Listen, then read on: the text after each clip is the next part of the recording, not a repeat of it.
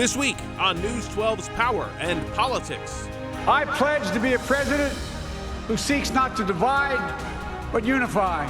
President-elect Joe Biden calling for unity after being named the winner of the 2020 election, but his win sparking both celebrations and protests. USA! USA! USA! Those demonstrations coming as President Trump refuses to concede, touting allegations of election fraud. This is a fraud on the American public. This is an embarrassment to our country. Democracy is sometimes messy. It sometimes requires a little patience as well. We have live interviews with two longtime members of Congress, Connecticut Senator Richard Blumenthal and New York Congressman Peter King. News 12's Power and Politics begins right now. And thank you for joining us for this edition of News 12's Power and Politics. I'm Rich Barrabi. We are running out of words to describe this election. Unprecedented for sure, at times bitter and anything but predictable. President-elect Joe Biden and Vice President-elect Kamala Harris addressing the nation last night, hours after the Democrats were announced as the winners in Pennsylvania. That state's 20 electoral votes, enough to tip the race and help Biden exceed the necessary 270 electoral vote threshold. Let's go to the map now to break down this historic win. You see it here, Pennsylvania's electoral votes, 20 right there. They proved to be decisive, but Biden also picked up 6 more in Nevada. And as of this morning, he currently leads in Georgia as well, although that lead by more than 10,000 votes or so. Margin so close, officials have already said there will be a recount in that state. President Trump and his supporters are refusing to accept the results. They're staging protests across the country this weekend, many echoing the president's unsubstantiated allegations that the Democrats won by fraud. Legal votes! Legal votes! Trump supporters and Biden supporters came face-to-face in Philadelphia at points yesterday, but there were also celebrations in cities across the U.S., including many that helped Biden secure victory. Now, this crowd gathered outside of the White House. The demonstration quickly grew and expanded to the nearby Black Lives Matter Plaza. There were also demonstrations in Philadelphia and New York, where many gathered outside of Trump Tower. Huge crowds also seen in the streets of San Francisco. All of those demonstrations relatively peaceful, as there have been no reports of any major violence, but you also see the size of those crowds there. They're taking place during a global pandemic where social distancing is supposed to be the norm. For more on this election and those celebrations, let's go now to News 12's Tama Ponton. She's been covering these events as they unfold from President-elect Biden's home base in Wilmington, Delaware for us. Tama.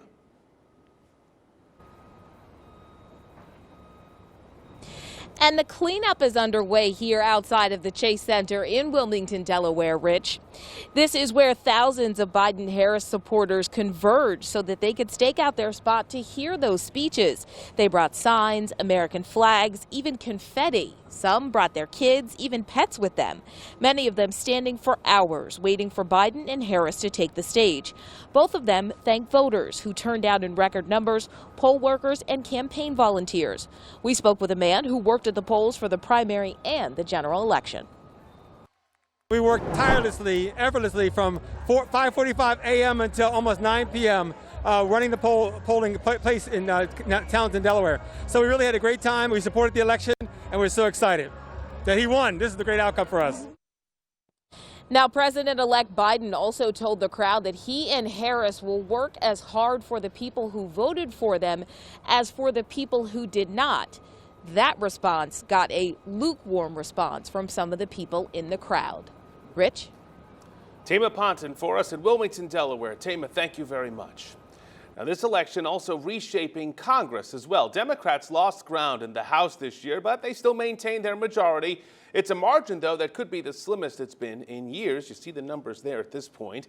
The future of the Senate also yet to be decided. Control of the chamber could come down to, get this, 2 runoff elections in the state of Georgia. Those are set to take place in January.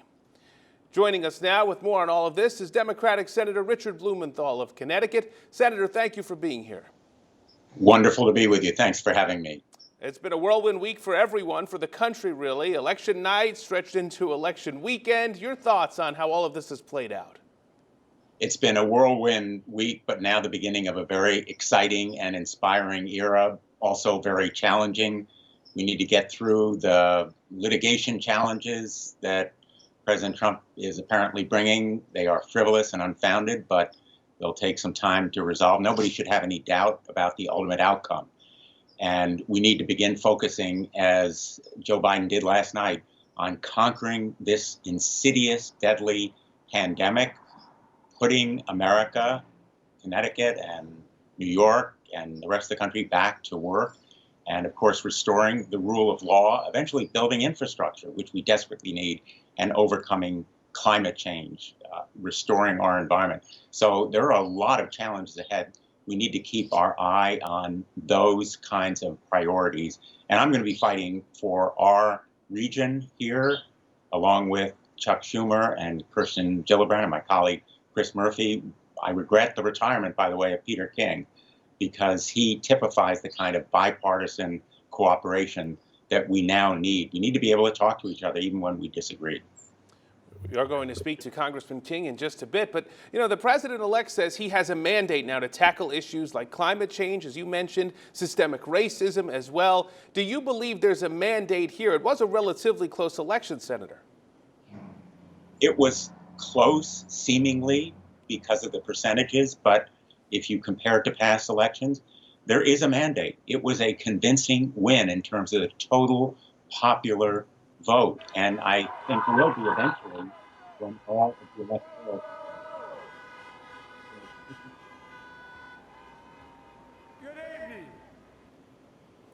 All right, well, Senator, Joe Biden says he ran as a Democrat, but he will work as an American president. What can he do to really reach out to more than 70 million people who voted against him? In this day and age, in this polarized society we live in, can it be done, and can he do it? That's a key question, Rich, and I'm glad you raised it because we all have an obligation to engage in this conversation. I'm on various committees in the United States Senate, Armed Services, the Commerce Committee, the Judiciary Committee, the Veterans Affairs Committee.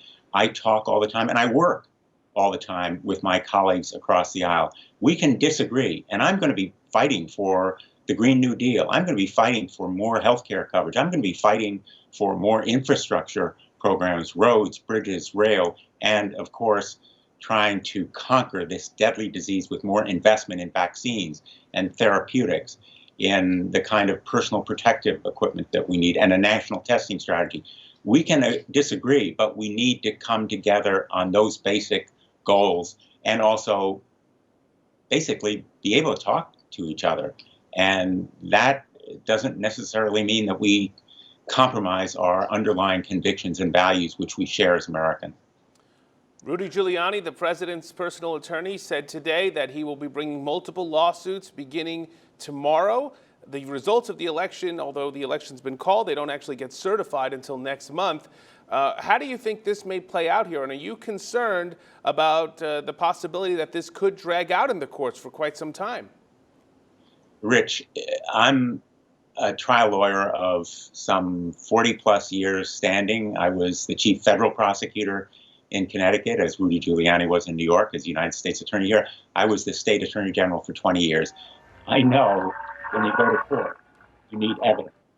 If you have no facts, you will be thrown out of court. These lawsuits are going to be laughed out of court. They fail to face even and pass the red face test. And I'm embarrassed for members of my profession who are bringing them to court because they are unsupported by law and fact, and they will fail. It's only a matter of time. Do you expect that these legal challenges, if there is no evidence, and again, we're going to see what they bring forward here over the next week or so, but if there's a lack of evidence and these cases are thrown out of court, as you suggest they may be, do you think then the president will concede, or do you think he's going to take this right up to the inauguration potentially? Whether he concedes or not makes no difference whatsoever. It's the votes that count. The Electoral College will proceed in December, and the election will be certified. Whether Donald Trump makes a formal concession speech or not, the American people will move forward. But let me make one point, Rich, very clear. My Republican colleagues really have a duty to step up, show some spine, talk straight to the American people about the fact that Donald Trump has lost this election. Their silence, and it's largely silence, is in effect supporting the president in his continuing unfounded resistance. Well, Senator, let me ask you about this really quick, because as you well know now, the balance of power in the Senate is on the line. There will be 2 runoff elections in Georgia. Do you think some of that silence you're talking about could be attributed to the fact that we do have these other elections coming now, and maybe some of those Republican senators are worried about how all of this will impact those runoff races? Those runoff races will be determined by how many people turn out and who they are. And we are going to be focused on these 2 Senate races because they'll determine the future of the Senate in the next 2-4 years and Joe Biden's ability to govern. So the nation's attention will be focused there. They have a duty, though, to show respect for the Constitution and for the will of the American people and say Donald Trump has lost. Whatever happens in Georgia, and it is a critical 2 races, and I'm hopeful about them, but they'll be tough. We need to come together now as a nation and support President-elect Joe Biden. All right, Connecticut Senator Richard Blumenthal. Senator, thank you so much for your time. We appreciate it. And still ahead on Power and Politics, a longtime Republican congressman weighing in on the election. You heard Senator Blumenthal raise his name. Congressman Peter King is here next on Power and Politics. Stay with us.